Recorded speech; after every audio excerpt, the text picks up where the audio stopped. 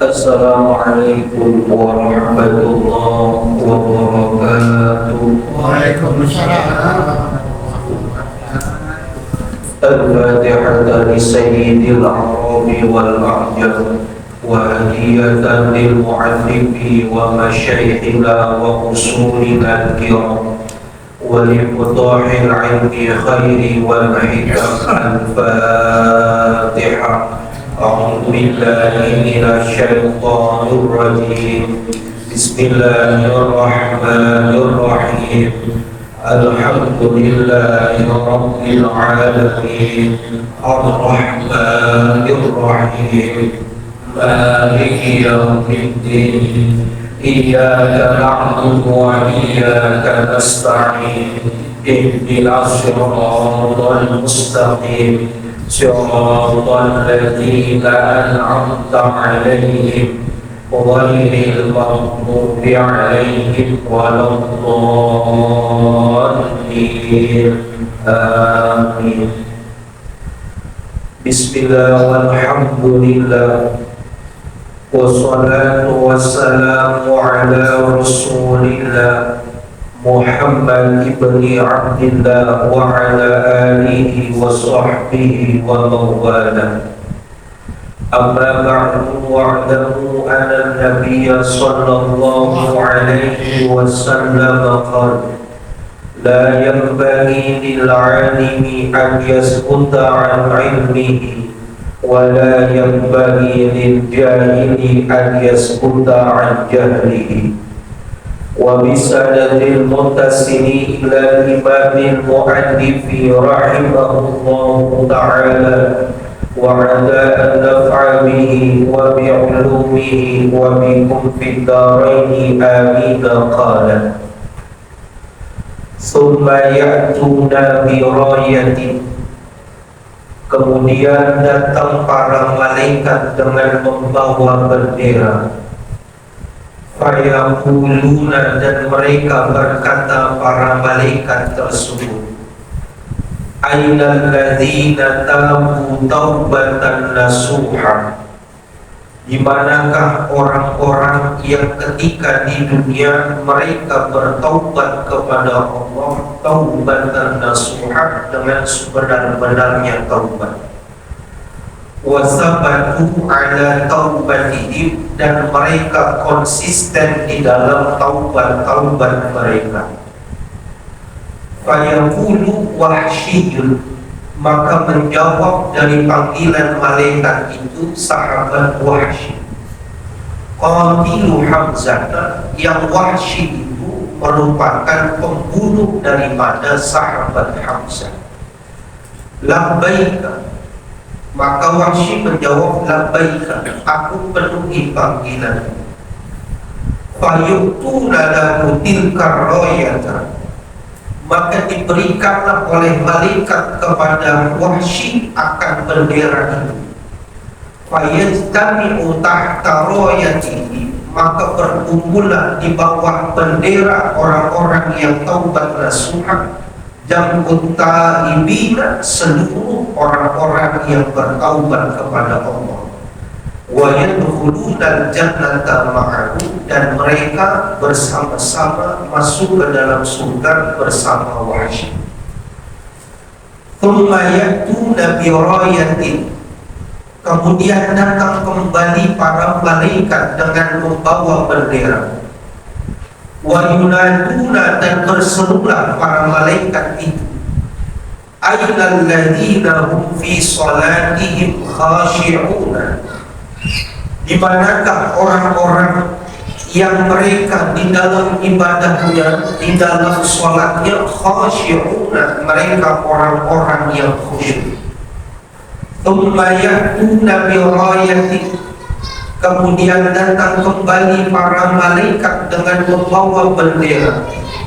Wa yunaduna, dan malaikat berseru, Aina dzakiruna Allaha katsira, di manakah mereka orang-orang yang ketika di dunia banyak mengingat kepada Allah. Tsumma ya'tuna bi rayatin, kemudian datang kembali malaikat dengan membawa bendera. wa yunaduna ainal khaifuna, dan malaikat berseru di manakah mereka orang-orang yang di dunia pada saat itu mereka takut kepada Allah Subhanahu wa taala.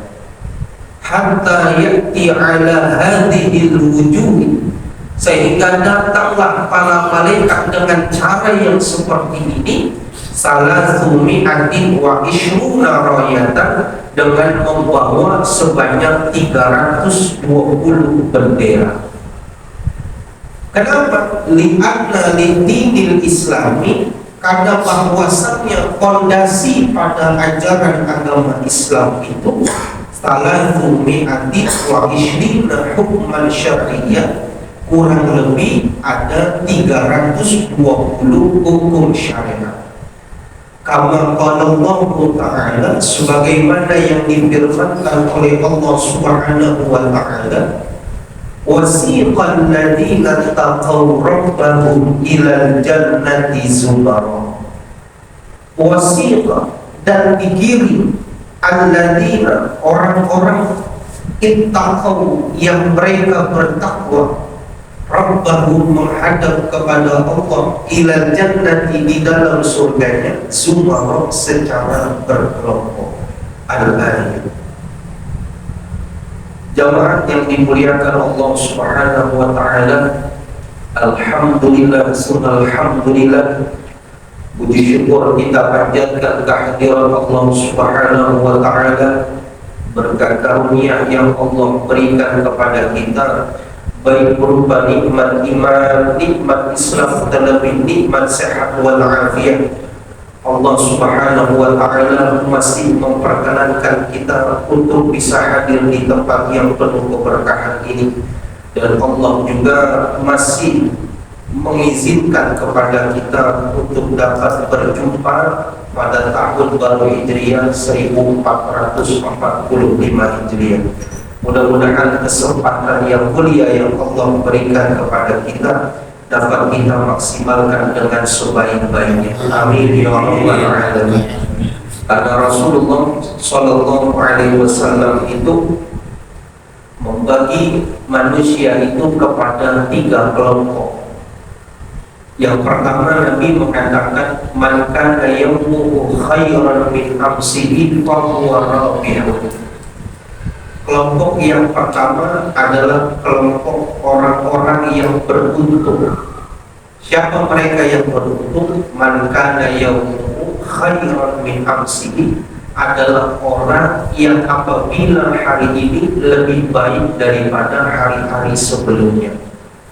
Di tahun baru orang-orang libur, kita masih ngaji. Mudah-mudahan permulaan yang baik menunjukkan kita mau mengharapkan kebaikan dari Allah Subhanahu wa taala. Yang lain libur semua, di sini masih ngaji. Buru-buru dan masuk surga. Amin. Ya, orang-orang nggak tahu namanya. Tapi ada yang nomor 2 kata Nabi, man kana yaumuhu misla amsihi fa huwa khasirun. Ada orang yang rugi, kata Nabi. Siapa yang rugi? Orang yang hari ini dengan hari sebelumnya sama aja. Sholatnya masih standar, puasanya masih standar. Ini khasirun, orang yang merugi. Kenapa? Gak ada peningkatan. Tapi yang paling parah, kata Nabi, man kana yaumuhu syarrun min amsihi wa huwa mal'unun. Ada orang yang dilaknat sama Allah apabila tahun ini lebih buruk daripada tahun-tahun sebelumnya. Alhamdulillah. Sekarang niat baik ya Allah, melakukan kebaikan, hadir majlis ilmu sampai mati, jangan sampai pergi dari majlis. Amin ya rabbal alamin.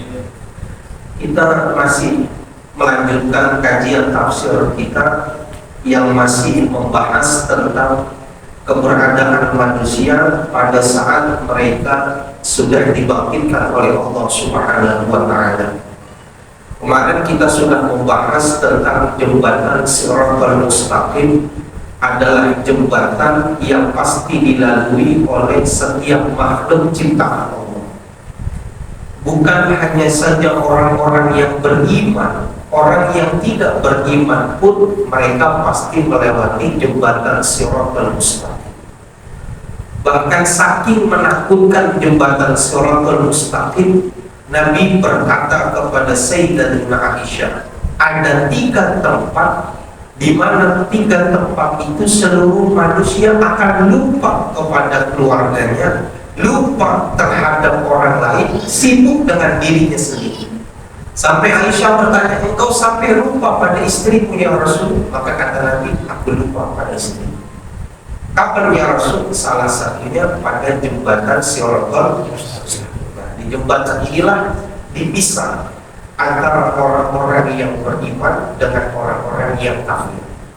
Ketika sudah disaring orang-orang yang beriman dengan orang-orang yang kafir, maka orang yang beriman ini juga dibagi beberapa kelompok. Jadi mereka dimatikan, dihidupkan sesuai dengan kelompoknya.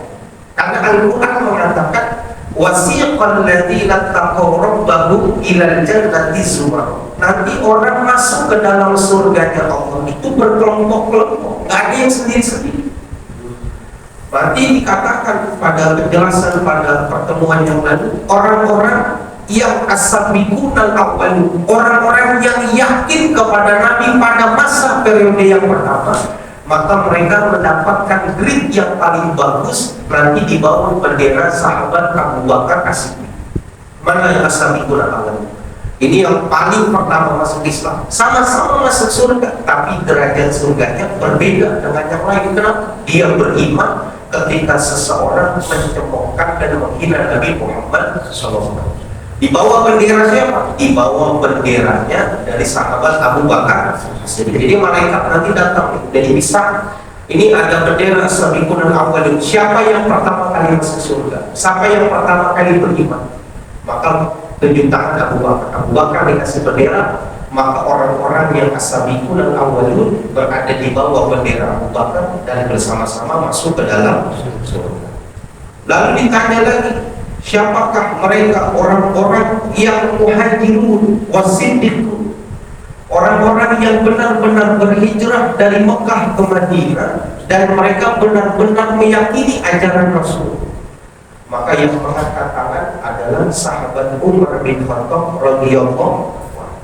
Orang yang menolong agama Islam, sahabat Umar. Maka orang-orang yang berjuang di jalan Allah lillahi kalimatillah di dunia nanti dikumpulkan bersama sahabat Umar bin Khattab.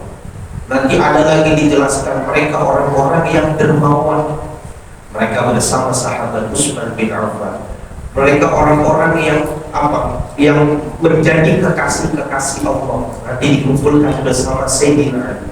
Bahkan orang yang meninggal dalam keadaan zalim, dibunuh tanpa ada hak, nanti mereka dikumpulkan di bawah benderanya Hasan dan Husain, cucu Rasulullah yang dibunuh secara zalim.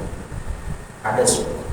Jadi kita dikumpulkan. Jadi kita mungkinkah dikumpulkan bersama Syekh Abdul Qadir Al-Jilani? Mungkin. Asal dengan syarat apa? Kita mengikuti thariqah akhlak yang dilakukan oleh Syekh Abdul Qadir Al-Jilani. Apa yang beliau tulis dalam manaqibnya, kita ikuti. Nanti sekalipun kita berbeda zaman, kita bisa saja dikelompokkan bersama beliau para kekasih-kekasih Allah. Itu bisa mungkin. Kenapa? Antum ma'aman ahad, karena kalian akan dikumpulkan bersama orang-orang yang kalian cinta. Kalau cinta di dunianya sama orang-orang dunia, dikumpulkan bersama orang-orang dunia. Ini menjadi dalil seseorang akan dibangkitkan dan dikumpulkan sesuai dengan orang yang mereka cinta. Selanjutnya dijelaskan di sini. Nanti datang lagi malaikat itu mengatakan, apa yang dikatakan oleh malaikat? Ainal ladzina ta'abu taubatan nasuha. Malaikat datang bilang, mana mereka orang-orang yang ketika di dunia mereka bertaubat dengan taubatan nasuha, dengan sebenar-benarnya taubat. Jadi kalau taubatan nasuha ini adalah taubat yang paling sempurna. Dari 3 tingkatan taubat, taubat nasuha adalah tingkatan yang paling tinggi. adalah mereka orang-orang yang pada saat bertaubat memenuhi syarat-syarat bertaubat. Jadi kalau orang mau taubat nasuha, harus dia mengikuti syarat-syarat yang ditentukan oleh agama. Kata Syekh An-Nawawi di dalam kitab Riyadhus Shalihin, kalau mau taubat nasuha syaratnya itu 4. Apa? Yang pertama, an-nadmu ala fi'liha. Orang itu harus menyesal pada saat melakukan kesalahan. Bertaubat nih, dia ingat apa yang dia lakukan dahulu, kesalahan yang dia kerjakan, ada menyesal. Ya Allah, kenapa begitu ya? Pantas saya udah umur 50 tahun tapi masih suka minum. Mana minumnya di rumah? Ya Allah, udah 50 tahun masih gak puasa. Mana makannya di depan cucu? Kata cucunya, gak puasa. Dibilang tua banget, belum. Malu. Nyesel dia. Kata Imam Ibnul Jauzi dalam kitabnya itu, tidak ada yang disebut dengan taubat bila tidak disertai dengan penyesalan. Jadi jangan pernah mengungkap kebanggaan atas kesalahan yang pernah kita lakukan jauh. Anak sekarang ini bandel banget, minumnya luar biasa banyak. Kita bilang gitu, ente anak bangku, 1 botol aja udah mabok. Aneh dulu, waktu aneh masih muda, 20 botol aneh gak mabok. Aneh. Ini orang ini gak nyesel. Ini namanya orang yang taubatnya belum taubat nasuha. Kenapa? Orang yang taubat nasuha, kesalahan yang dulu dia lakukan ditutupi sama Allah sehingga orang lain nggak tahu, sampai mati nggak bakal dia cerita. Itu taubat nasuha. Bukan diumbar ke sana sini. Dan taubat dan ente. Kenapa? Yang ente lakukan sekarang aneh dulu udah pernah. Jangan. Tuhan udah tutupin sehingga apa? Jangan sampai dibuka. An-nadmu ala fi'liha. Sehingga setiap malam kalau dia taubat, dia ingat kesalahannya, dia nyesal, semakin nyesal hatinya, semakin nyesal buat mengingat kesalahan yang dia lakukan. Ini syarat taubat yang pertama. Yang kedua, al-azmu alla ya'uda ilaiha abadan. Orang yang taubatnya benar itu, dia berazam dalam dirinya sampai kapanpun gak akan kembali melakukan perbuatan yang sama.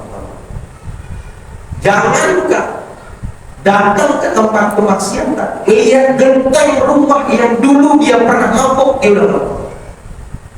Bukannya diceritain. Maaf. Tahu maaf? Dan hotel maaf dulu nih. Siapa yang ada terus ini? Gua bangga. Gua jangankan hadiran ngelihat genteng mahakam di dalam, pancuran mahakam di dalam, karena sumber maksiat itu ada azam. Yang ketiga, al-iqla'u 'anil maksiati, putus terhadap perbuatan kemaksiatan. Bukan berarti dia udah gak mabok, berhenti maboknya ganti ganja, ganti sabu, bukan. Tapi semua yang Allah murkai dia pergi. Iqla'u 'anil maksiat. Ini 3 syarat utama kalau orang mau tobat kepada Allah, tapi kaitannya hanya kepada Allah. Tapi yang keempat yang harus dilakukan, al-bara'atu min jami'i huquqil adamiyyin, harus dia menyelesaikan urusan-urusan anak Adam yang berkaitan di dalam kehidupan. Dalam kitab yang lain dikatakan raddul mazalim, mengembalikan harta yang dia ambil dengan cara yang tidak hak. Nggak boleh. Kalau bapak mencuri dan tahu barang yang dicuri itu haram, kalau mau tobat kembalikan. Saya tahu ini Pak Musliman. Dulu nih sebelum sandalnya ditulis Musliman, itu sandalnya saya yang nyolong. Makanya sekarang dikasih nama. Saya mau tobat, maka saya harus kembalikan sandal. Kenapa? Ada hak manusia yang harus saya selesaikan. Kalau tidak dikembalikan, maka taubatnya belum taubat langsung. Apa perlu saya mengatakan kepada kaum musliman saya dulu nyolong sandal? Gak perlu, kan Tuhan udah tutupin aja. Tinggal kasih sandal yang seimbang atau lebih bagus. Ustaz, saya mau ngasih sendal hadiah buat aku. Dalam hati saya bayar hutang, dulu pernah saya ambil sendal. Maka kalau begitu sah nggak orang yang menunaikan ibadah haji tanpa pakai uang korupsi? Sah. Dalam satu riwayat hadis Rasulullah SAW mengatakan, "Man ishtara thawban bi'ashrati dirham wa fihi dirhamun haramun lam taqballallahu lahu sholatu ma dama alaihi." Siapa orang yang beli pakaian harganya 10 dirham, pada 10 dirham ada 1 dirham saja harta yang haram, bukan haknya, lalu dia pakai sarungnya, dia pakai kainnya yang dia beli itu, tapi ada harta yang haram, lam taqballallahu sholatu ma dama alaihi, sholatnya nggak bakal diterima sama Allah kalau pakai kain itu. Kenapa? Ada 1 dirham saja uang yang haram, harus minta halal supaya ibadahnya diterima. Itu cuma 1/10. Bagaimana mutlak harta yang haram buat haji dan umrah? Maka ulama mengatakan orang yang melakukan korupsi, melakukan manipulasi data ibadah haji dan umrah pakai uang haram, sama seperti orang yang mau melakukan ibadah sholat fardu, dia berwudu, wudunya pakai air kencing. Sah sholat? Sah nggak sholat? Jangankan sah, najis badan. Nah, ini syarat taubatan nasuha. Kalau kita benar-benar dia nggak mau kembali lagi, kalau ingat ibu penyesalan dan dia mau mengembalikan hak-hak yang ada pada dirinya yang milik orang lain, dia kembalikan. Nanti datang malaikat. Ini bendera taubatan nasuha. Siapa yang memegang bendera taubatan nasuha? Wahsyiyun, yang memegang sahabat Wahsy. Siapa? Qatilul Hamzah, orang yang pernah membunuh sahabat Hamzah, pamannya Nabi yang membunuh Wahsy. Nabi cinta kepada pamannya Hamzah. Dalam satu peperangan, ternyata sahabat Hamzah dibunuh sama Wahsy yang dulu jadi orang kafir. Ditombak, diambil hatinya, diserahkan kepada majikannya Hindu B. Hatinya Hamzah. Sampai Rasul marahnya luar biasa. Sampai dalam ayat Al-Quran dikatakan Nabi sempat mau berdoa supaya dihancurkan kafir Quraisy. Kenapa? Dendamnya Nabi, orang bunuh Hamzah tidak cukup dibunuh tapi diambil jantung. Nabi marah jantung. Kenapa? Jasadnya hancur Hamzah. Marah luar biasa. Kata Allah, nggak bisa begitu. Kalau kau bermarah, maka marahlah kepada satu orang, jangan semuanya. Tapi kalau kau memberikan maaf, fa'fu anhu wastaghfir lahu, kau memberikan ampun kepada dirinya, itu lebih baik buat diri. Maka Nabi maaf. Setelah sekian lama Nabi maafin, ternyata Nabi tahu yang membunuh paman Nabi Hamzah namanya Wahsy. Wahsy taubat, maka Nabi terima taubatnya Wahsy. Tapi Wahsy nggak puas. Kenapa? Wahsy masih menyembunyikan kalau dirinya lah yang membunuh Hamzah. Maka satu saat dia cerita kepada Nabi, maka Nabi mengatakan, saking kecewanya Nabi bilang, mulai saat ini jangan pernah kau berjumpa lagi dengan dirimu. Taubatmu diterima oleh Allah, tapi jangan pernah berjumpa lagi kepada dirimu. Nangis udah taubat, tapi saking kecewanya Rasul sampai nggak mau ketemu lagi dengan Wahsy. Nangis. Apa Wahsy marah? Wahsy nyesel, kenapa dulu bunuh Hamzah, kenapa dulu bunuh paman Rasulullah, sekarang ini. Dalam Tarikhul Khulafa diceritakan Nabi nggak sengaja, lagi rindunya Wahsy, kangen sama Nabi karena nggak boleh ketemu sama Nabi, dia nangis mulu di rumah. Nggak lama dapat kabar begitu, Rasul lewat depan kampungnya Wahsy, lewat itu rombongan. Maka Wahsy lihat Rasul di wah senang banget dia karena orang yang dia cintai melihat ini. Lewat dikasih tahu sama sahabat Rasul, ini kampungnya Wahsy. Rasul berubah. Maka datanglah Wahsy cinta, dikasih sama Nabi. Nabi bilang, ini pertemuan yang terakhir. Jangan pernah berjumpa lagi dengan diriku kecuali nanti di akhirat. Taubat, tapi digituin. Kenapa? Saking Nabi juga punya rasa, pamannya yang dibunuh. Ini Wahsy nangisnya luar biasa. Akhirnya dia punya, ini orang taubat yang benar begini. Ini taubatnya Umar, taubatnya Khalid bin Walid, ini taubatnya dari sahabat Wahsy. Dia pengen mana yang membuat Nabi benci apa? Oh, dulu Nabi benci banget pamannya dibunuh. Sekarang hal yang Nabi suka apa? Membunuh seseorang yang menjadi musuhnya. Siapa yang dibunuh? Musailamah al-Kadzdzab, Nabi palsu. Ada waktu, ada masa Nabi, ada orang ngaku Nabi palsu namanya Musailamah al-Kadzdzab. Maka sahabat Wahsy ini mencari waktu untuk bisa membunuh Musailamah supaya Nabi senang, karena dulu Nabi pernah kecewa. Umar bin Khattab dulu orang takut sama dia. Bahkan orang Muslim gak berani mengaku Islam di hadapan Umar. Kenapa? Umar masih kafir. Ketika Umar masuk Islam, ditantang semua. Mana orang-orang yang membenci Islam, lawan saya. Itu namanya orang taubatan nasuha. Tadinya pernah terjerumus, kalau dia taubatan nasuha, berbalik jadi orang baik, bahkan membalas kebaikan itu. Dulu pemabuk, ya. Taubat dia. Sekarang dia cari mana orang-orang yang mabuk, disuruh berhenti. Udah gak usah mabuk lagi, gak pantas. Tapi udah gue kasih duit yang lainnya. Itu namanya orang taubatan nasuha. Bukan cuma buat sendiri, orang lain diajak pun. Dulu badannya ditampung, sekarang dia cari alat buat menghapus tato. Yang mau taubat datang ke sini tato, tatonya dihapus. Caranya nggak sakit, gratis. Ini namanya taubatan. Nah, orang yang taubatan nasuha, nanti dia berada di bawah bendera Wahsy dan mereka masuk surga bersama sahabat Wahsy. Jadi dosa besar kayak apapun, kalau taubat kepada Allah masih diterima. Orang sebesar apapun masih diterima.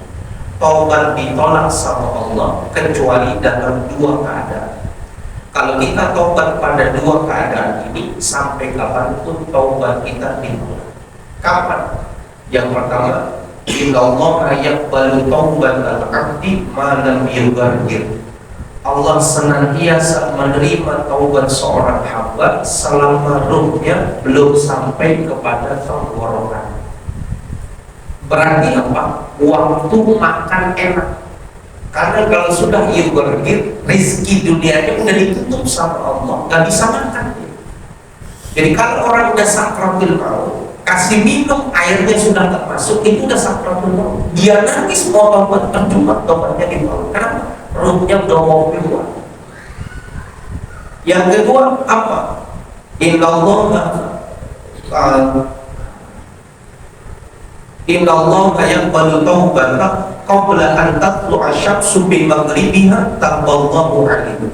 Allah masih menerima taubat seorang hamba sebelum dia bertobat kepada Allah, matahari terbit dari arah barat, terbenam dari arah timur. Ini yang menunjukkan detik-detik datangnya hari kiamat. Kalau udah mau hari kiamat, 3 hari 3 malam gelap, tiba-tiba terang, maka pintu taubat ditolak oleh Allah. Tapi kalau sekarang matahari masih terbit dari arah timur, kita minum masih dengan nikmat, berarti pintu taubat masih dibuka oleh Allah Subhanahu. Summa yakuna bi rayatin wa yunaduna aina alladziina hum fi salatihim khashi'un. Kemudian datang lagi para malaikat-malaikatnya Allah membawa bendera dan mereka berseru, di manakah mereka? Orang-orang yang ketika di dunia sholatnya khusyuk. Apa itu khusyuk? Sebagian ulama membedakan antara khusyuk dengan khudu. Kalau khusyuk itu tunduknya seseorang, rendahnya seseorang, yang rendah itu zahir zahir hati. Jadi yang hadir dalam sholat itu hatinya tunduk, bukan cuma jiwa raganya sholat, tapi khusyuk hatinya juga tunduk. Kalau khudu, orang yang merendahkan dirinya, yang rendah jiwa. Orang sholat berjamaah, tahu nih jadwal imamnya Ustadz Muslimah. Ustadz Muslimah jadwal imam sholat isya. Orang udah kumpul nih. Ustadz Musliman di belakang. Lalu koma, orang bilang silakan. Ustadz Musliman jalan di nyuwun sewu, permisi. Dia permisi tuh, mohon maaf. Padahal ini tempatnya, emang dia waktunya nyimak. Itu namanya khusyuk, jiwanya rendah. Tapi kalau khusyuk, bukan cuma jiwanya, hatinya juga tunduk kepada Allah. Ketika mengucapkan Allahu Akbar, badannya ibadah sholat, hatinya tunduk. Yang maha besar cuma Allah, yang lain kecil, dunia tidak ada pada saatnya. Mana mereka orang-orang yang sholatnya khusyuk? Nanti mereka dikumpulkan bersama orang-orang yang ibadahnya khusyuk dan masuk ke dalam surga bersama orang-orang yang khusyuk. Wa yunaduna aina dzakiruna Allaha katsira. Lalu malaikat berseru lagi, mana mereka orang-orang yang di dunia senang mengingat Allah, orang yang rajin berzikir kepada Allah. Maka dikumpulkanlah mereka bersama orang-orang yang senang mengingat kepada Allah. Wa yunaduna ainal khaifuna. Kemudian dipanggil lagi, diseru lagi, mana orang-orang ketika di dunia mereka takut kepada Allah. Dia khaifun, orang yang sadar dirinya diawasi oleh Allah sehingga takut melakukan kesalahan kepada Allah. Khaifun namanya, orang-orang yang takut. Dikumpulkan mereka bersama orang-orang yang takut kepada Allah. Nah, pertanyaannya, itu dari as-sabiqunal awwalun, dari pemisah jembatan Shiratal Mustaqim itu, mereka bawa berapa bendera? Karena kalau diceritakan panjang. Maka dijelaskan di sini, hatta yati ala hadhil wujuhi salasu mi'ati wa ishruna rawayatan.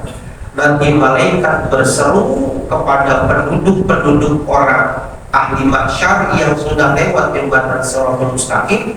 Malaikat membawa 320 bendera. Dari bendera yang pertama as-sabiqun al-awwalun, bendera kedua yang menolong ajaran agama Allah, bendera yang ketiga yunfiquna fisabilillah, orang yang menafkahkan hartanya di jalan Allah, orang-orang yang min auliyaillah, kekasih-kekasih Allah, sampai kepada derajat orang-orang yang takut kepada Allah. Semuanya benderanya ada 320 bendera. Kenapa ada 320? Li'anna lidinil islami salatu mi'ati wa ishrina hukman syar'iyah. Karena ajaran agama Islam, kalau kita tulis satu persatu hukum-hukum ajaran agama Islam yang diterapkan Allah kepada Nabi yang kita harus lakukan di dunia, kalau kita hitung itu ada 320 hukum syariat begitu. Jadi orang yang ahli wara nanti benderanya wara, ahli ibadah benderanya ahli ibadah, ahli sial nanti ahli. Semua 320 hukum ini nanti malaikat membawa bendera, dan setiap bendera itu ada pemimpin, sehingga kita pilih mau masuk surga yang mana tergantung dari mana yang kita cintai dan kita suka. Jadi nggak mungkin masuk pintu surga kita perasaan sendirian. Yang masuk surga lewat pintu itu juga termasuk pintu mengizinkan suami nikah lagi, ada pintu. Tapi bukan kita perempuan itu silakan. Nah ini paling sedikit, paling jarang nih, paling kenal yang ikhlas jarang. Sama suami yang taat sama istri, yang patuh sama istri, ada pintu khaifun, orang-orang yang takut sama istri di dunia. Satu aja kita patuh banget ya, apalagi 4 itu. Yang menarik begini, saya nggak sengaja buka di dalam kitab Al-Futuhatul Ilahiyah, syarah dari kitab Tafsir Jalalain. Di sini ayat Al-Quran dalam surah An-Naba dikatakan fatatuna afwaja. Fatatuna afwaja. Nanti manusia itu dibangkitkan oleh Allah itu afwaja, berkelompok-kelompok. Tapi dijelaskannya seperti yang kita baca. Nanti kelompok orang muslim dengan orang kafir. Orang muslim juga berkelompok. Nanti mereka yang as-sabiqun al-awwalun sampai yang khaifun. Begitu juga dengan golongan orang-orang yang kafir. Tapi yang menarik di sini diceritakan dari segi kebangkitannya. Ketika turun fatatuna afwaja, nanti manusia akan dibangkitkan secara berkelompok-kelompok. Maka sahabat Mu'adz bin Jabal berkata, "Ya Rasulullah, ara'aita qauluhu subhanahu wa ta'ala yauma yunfakhu fis-suri fatatuna afwaja." Ya Rasul, coba jelaskan maksudnya apa? Ketika datang tiupan hari kiamat kehancuran, lalu datang tiupan hari kebangkitan. Ketika dibangkitkan, fatatuna afwaja, mereka dikelompokkan. Bagaimana kelompok mereka dari mulai kebangkitan sampai ke Siratal Mustaqim itu bentuk mereka bagaimana? Kalau di jembatan Siratal lepas kita udah tahu ini ahli surga nih. Tapi kita tanya, kita masuk surga pintunya mana? Ya lihat di dunianya. Kalau yang ahli sedekah nanti bareng sama Sayyidina Utsman bin Affan. Kalau yang berjuang di jalan Allah, kita dihina, dicaci maki, didiskriminasi, kriminalisasi, masuknya sama Sayyidina Umar bin Khattab. Orang yang lembut kekasih Allah nanti bareng Sayyidina Ali. Yang senang zikir masuk ada pintunya. Jadi semua pintu sudah ada. Tapi kan masa kebangkitan itu bagaimana ya Rasul? Maka Nabi Sallallahu Alaihi Wasallam mengatakan, "Ya Mu'adz, laqad sa'alta an amrin azim, tsumma arsala ilaihi baghyan." Maka Nabi mengatakan, "Mu'adz, pertanyaanmu itu pertanyaan yang besar, pertanyaan yang besar." Sampai-sampai Nabi tidak kuat meneteskan air mata sebelum jawab pertanyaannya Mu'adz. Mu'adz cuma tanya Nabi, waktu dibangkitkan itu berkelompok itu bagaimana di manusia ini? Apa langsung seperti kita saat ini? Ternyata enggak. Nabi tadinya nggak mau cerita, tapi karena Mu'adz nanya, akhirnya Nabi cerita. Tapi sebelum cerita Nabi nangis. Nabi mengatakan, "Yuhsyaru asyratu asnafin min ummah."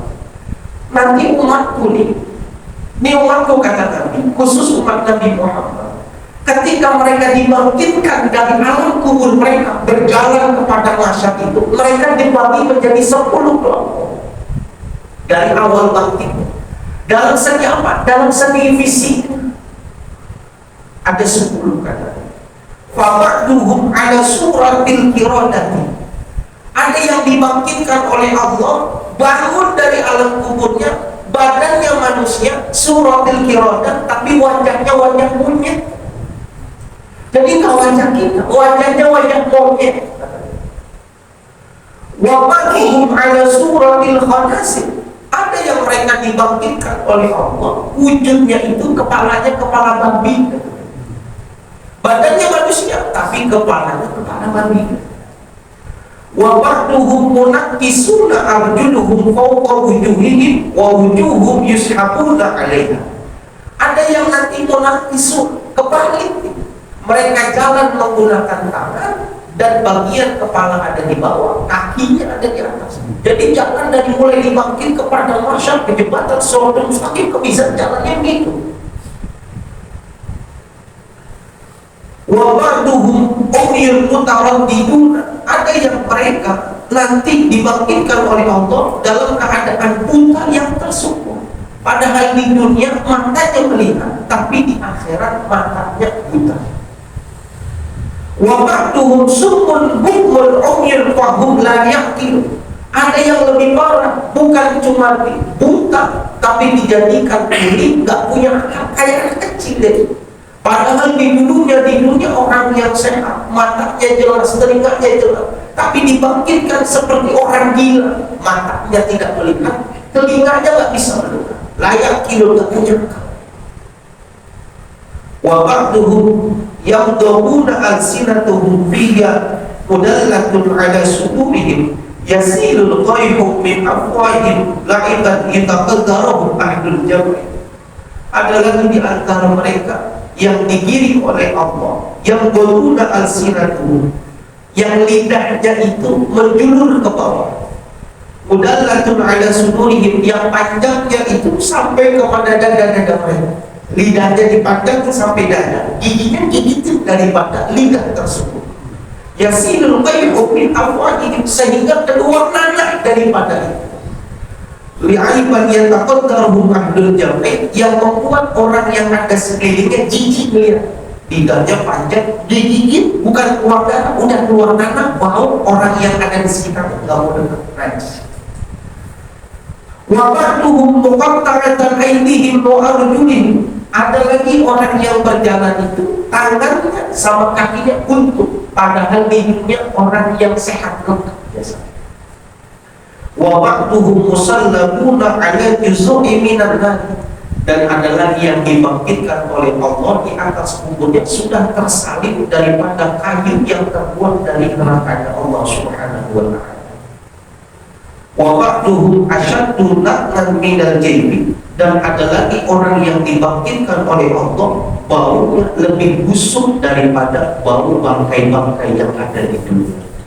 Wa ba'duhum yalbasuna jalabiba sabiqatin min qatiranil asqati bi juludihim, dan ada lagi kelompok yang ke-10, mereka dibangkitkan oleh Allah Subhanahu wa ta'ala menggunakan baju yang terbuat dari timah yang panas, ketika dipakaikan maka lunturlah tubuh-tubuhnya, hancurlah tubuh-tubuh. Ini 10 keadaan ketika manusia baru dibangkitkan oleh Allah dari arah kuburnya sampai ke dengan kepada mahsyar. Nanti baru mereka ketemu dengan siratnya, ketemu dengan sungainya Allah, baru berubah mereka kepada wujud asli mereka. Ini satu pendapat riwayat yang disampaikan oleh baginda Nabi besar Muhammad SAW. Maka ditanya, fa'ammal ladzina 'ala suratil qiradah, siapa mereka ya Rasul? Ketika dibangkitkan wujud mereka itu wajahnya seperti wajah kera. Maka Nabi mengatakan falqatu minan nasi, yakni annama, mereka orang yang ketika berada di dunia hobinya adu domba. Nama mereka yang suka adu domba dibangkitkan dari kubur mereka, wajahnya wajah monyet, demen banget ngadu, mobil kebiasaan. Kita nggak tahu apa urusan muslimat, demen banget pegang mic, pun pusing, mic buat rambutannya, dia dapat itu. Apalagi kalau yang kayak ini, dia adu domba. Ini anak kampung ini besok lahir dari kuburnya, timbul wajahnya wajah monyet. Lain kemudian kata-kata nggak bakal pernah masuk surga mereka orang-orang yang suka mengadu domba. Wa ammal ladzina 'ala suratil khaladik fa ahlasuddi wal haram wal maksi. Orang yang dibangkitkan oleh Allah itu wujudnya adalah wujud babi, adalah mereka orang-orang yang suka memakan makanan yang haram wal maksi, dan merampas hak orang. Mana yang ngambil bukan haknya, nggak dikembalikan sebelum dia bertobat kepada Allah, nanti dia dibangkitkan wajahnya wajah babi. Kenapa? Babi dengan makanan yang kotor, dikasih di piring makanan itu sama babi dijatuhin dulu biar nyampur sama tai. Kalau udah nyampur sama tai baru dimakan. Orang yang demen makan yang haram nanti dijatuhin dulu, makan dulu tuh yang kotor. Yang makan itu cuma babi. Buat apa? Menghilangkan. Makanya balikin kalau taubat gak suka yang bukan haknya, kembali. Jangan tidak dikembalikan. Wa ammal munakisuna rusahum wa wujuhum fa'aklatul riba. Orang yang nanti jalannya menggunakan kedua tangan dan kakinya di atas, siapa? Orang yang di dunia demen makan riba. Zahirnya nolongin sahabat, nolongin saudara, sesungguhnya dia bikin hukum riba. Pinjam duit apa? 500.000 kan? Buat kepentingan sekolah, kasih. Kasih, tapi jangan lupa ya. Tapi jangan, iya pas saya lupa sih, ini kan 500.000. Itu dari bener tuh 500.000. Bonusnya rokok 2 bungkus, itu rokok zahirnya doang, itu menerangkan. Kenapa riba? Gak boleh. Maka sebaik-baiknya orang yang meminjam itu dia paham, bukan cuma mengembalikan, tapi melebihkan, itu yang bagus. Udah balikin 500.000. Saya tambahin, karena kalau ini nggak nolong saya nggak bisa nyepelain. saya kasih 2. Itu yang benar. Ini boro-boro nambah balikin aja susah. Nah ini kalau yang balikin susah, nah ini nanti itu jangan makan yang riba, makan yang haram tadi lahir, maka wujudnya wujud baru. Wa amal umyun fahum man yajuzu fil hukm. Orang yang buta pada saat mereka dibangkitkan adalah mereka orang yang bertindak zalim terhadap hukum di dunia. Dia tadinya tahu itu salah, tapi pura-pura nggak melihat kalau itu kesalahan. Nanti dibangkitkan sama Allah buta. Kenapa? Hukum Allah dipermainkan. Udah jelas-jelas sesat, udah jelas-jelas menistakan agama, tapi dia cari dari untuk mempertahankan eksistensinya. Nah, ini dosa. Nanti dibangkitkan mata yang buta di hadapan Allah. Wa amman sumul buknyun fahumul ladina yu'ajjabuna bi'amalihim. Mereka nanti orang yang buta, tuli, bahkan tidak punya akal pada saat dibangkitkan, yu'jibuna bi'amalihim adalah mereka orang yang takjub dengan amal-amal perbuatan mereka. Di mushola dulu belum ada saya nih, mohon maaf, jangankan di acara ini nggak ada, Maulidan 10 tahun sekali, nggak ada ini nggak ada ini, tapi gara-gara saya itu alhamdulillah, gara-gara saya, sehingga orang melihat ke dia jadi lihat, oh bapak ini yang nyumbang, sehingga ucap oh Pak Haji yang dengar, telinganya dengar, karena hidungnya dengar melihat sesuatu yang gak pantas, takjub dengan amalnya sendiri, ibadahnya sendiri, nanti lahir buta matanya, telinganya gak benar. Kenapa? Hidungnya udah banyak mendengar dan melihat sesuatu yang gak pantas. Wa amman ladina yamdahuna alsinatuhum, dan orang nanti yang menggigit lisannya, panjang lidahnya sampai dada, digigit kedua giginya lalu keluar darah, yang orang sekelilingnya itu merasa jijik. Siapa? Fahumul ulama wal qassasu alladina yukhalifu qawluhum fiddum, adalah mereka para hakim dan para ulama yang berlawanan antara apa yang mereka katakan dengan mereka perbuat. Kiainya ngajarin lakukan kebaikan, ngajarin ibu, cuma kayak maklar, kayak kenek doang. Ayo berangkat surga. Yang lain masuk surga dia nggak berangkat, kan yang begitu kan. Baru udah berdoa mobilnya jalan dia nggak berangkat. Situ bahkan yukhalifu, melawan. Nah ini nanti orang yang kabur maktan indallah an taqulu ma la taf'alun. Wa ammal muqta'atu aydihim wa arjulihim falladina yubzuna al-sirah. Orang yang nanti dibangkitkan buntu tangan kanan dan kakinya itu adalah orang yang suka menyakiti daripada para tetangga-tetangganya. Wa ammal musallabuna 'ala juz'i minan nari fasa'atu bin-nasi ila sultan. Orang yang dibangkitkan tangannya terbelenggu, artinya tangannya disalib dari api neraka, adalah orang yang suka menjilat-jilat kepada pemimpin-pemimpin. Wa amman ladzina hum asyaddu laqtan minal jinn falladzina yatamatta'una bisyahwat wa yamna'una haqqallahu min amwalihim. Dan orang yang baunya lebih bau daripada bangkai pada saat dibangkitkan adalah mereka yang senang dengan syahwat-syahwat dunia dan mencegah daripada hak-haknya Allah Subhanahu wa Ta'ala.